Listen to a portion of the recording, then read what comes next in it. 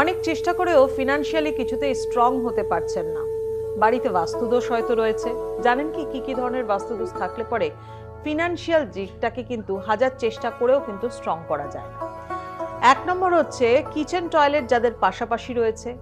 Number 2 হচ্ছে যাদের south ইস্টের মানে ইস্টের দিকের সাউথ ইস্ট কর্নারটাই পুরোপুরি মিসিং রয়েছে, বা ধরে নিন হয়তো আপনার বাস্তুতে মেন এন্ট্রান্স রয়েছে দক্ষিণের দিকে, তাহলেও কিন্তু ফিনান্সিয়ালি স্ট্রং হতে খুবই অসুবিধা হতে পারে।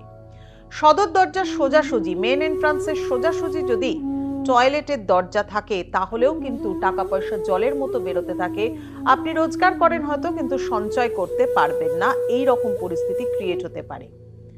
এবং তার সাথে সাথে যাদের দক্ষিণ পশ্চিম কর্নার হায়ার পজিশন না থেকে লোয়ার পজিশন থাকে নর্থ ইস্ট কর্নারের থেকে, মানে diagonally opposite corner north east, ঈশান কোণের থেকে ঈশান কোণ যদি উচ্চস্থান এবং দক্ষিণ পশ্চিম কর্নারে যদি ঢালু থাকে, তাহলেও সেই বাস্তুতে কিন্তু টাকা পয়সা কিছুতেই থাকতে চায় না।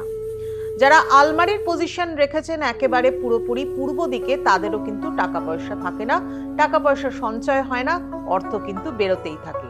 অর্থাৎ যাদের এই রকম ধরনের বাস্তুদোষ আছে তারা বাস্তুদোষটাকে ঠিক করুন, পরিবর্তন করুন এবং অর্থনৈতিক দিকটাকে নিজেকে স্ট্রং করবার জন্য এগিয়ে চলুন।